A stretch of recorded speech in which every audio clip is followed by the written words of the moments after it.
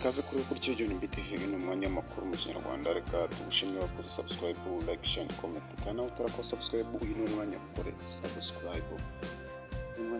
Ikaze kuri kurya John BTV ni umwanya makuru mu Kinyarwanda. Reka tugushimire wakoze subscribe, like, share, comment kana utarakora subscribe. Uyu ni umwanya kore subscribe. Umwanya reka mukwetu tuhe guhamagana abantu 71 bajyanwe kwa kubera ubushera banyoye kuri barimo mu karere ka Rwamagana.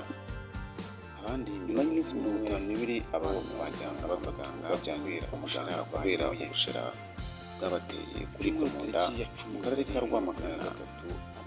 Abandi 71 bo bajyanwe kwa muganga kubera ubushera banyoye. Garika Nkomangwa cyumweru tariki ya 10 Nzeri 2023 bwana 71 bajyanwe kuvurwa kigo nderabuzima cya Munyiginya mu kagari ka Nkomangwa nyuma yo kunywa ubushera mu kagari ka Bwana mu murenge wa Munyiginya.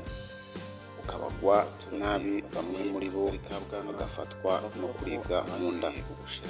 Amakuru Shisha John BTV kwa sewe mu karere ka Kirehe n'abaturage batuye mu kagari ka Bwana bavuga ko abanyweye ubushera ataramugoye ngo babane b'umugabo wari uvuye kwa sekwe mu karere ka Kirehe kwirega kuko yabanaga n'umugore ariko ataramukoye ngo babane uburyo bwemewe n'amategeko n'ubushera. Ubuyobozi bwanyewe mu Munyiginya bwemeza kubera amasaka hajyanwe za bitaro nyuma y'uko hari abagizweho ingaruka n'ubushera bwanywewe kubera amasaka Brigitte bahungiza bakoresheje imiti yica udukoko byonona imboga n'imbuto.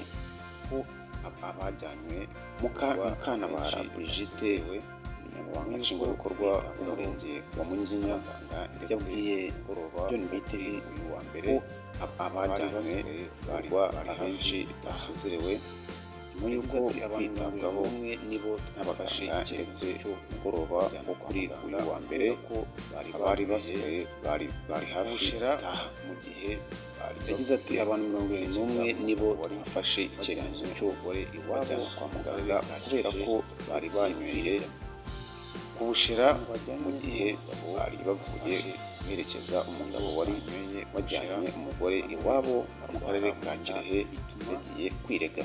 Ababunyweye bose abantu bajyanye n'umugabo batashye kwa muganga nibo banyweye ubushera bamwe barwara mu nda bituma ababunyweye bose bafata icyemezo cy'uko bajyanwa kwa muganga kugira ngo bakurikiranwe kwiga ubushera bwo kujyana Mukantabara yakomeje abwira John BTV ko ubuyobozi busaba abaturage kwirinda kwiga ubushera bakoresheje bwo kujyana mu birori bihuza abantu benshi amasaka kuko hari icyo tubwira abaturage bagomba kujya bitondera amasaka bakoresheje mu gihe atari bo biyinikiye amasaka kuko hari imiti iyo bita rocket yagira terwa mu nyanya bamwe bayihungiza amasaka ndetse hari abakora ubushera abanyibye ibigagi bibushye iyo miti ikaba yagira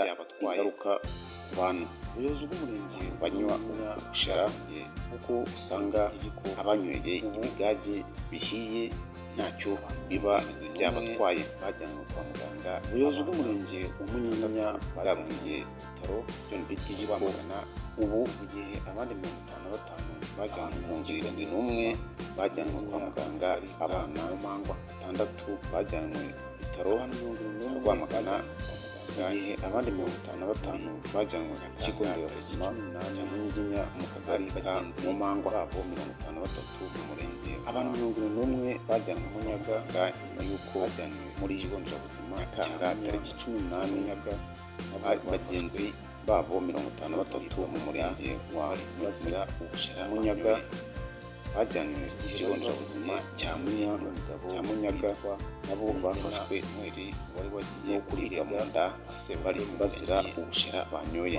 Gahengeri iki gihe bari bavuye mu birori by'umugabo witwa Nigena Samuel wari wagiye kwirega kwa sebukwe w'umurenge bigeze gufatwa gahengeri mu karere ka Rwamagana. Bahuriyeho abaturage bo bamurenge wa Munyiginya mu gihe abo babo bayoboye ikiyaga bigeze gufatwa n'abahiga mu nda bose. Icyo rero aya niyo bahuriyeho ni uko banyweye ubushera mu gihe bagenzi babo banyweye ikigage gisembuye ntacyo babaye. Murakoze rero, aya niyo makuru twaba tubafitiye. Icyo usabwa ni ukora subscribe kugira ngo ujye ubona amakuru ku gihe udacikwa n'amakuru mashya agezweho kandi ataramara igihe. Sasa murakoze.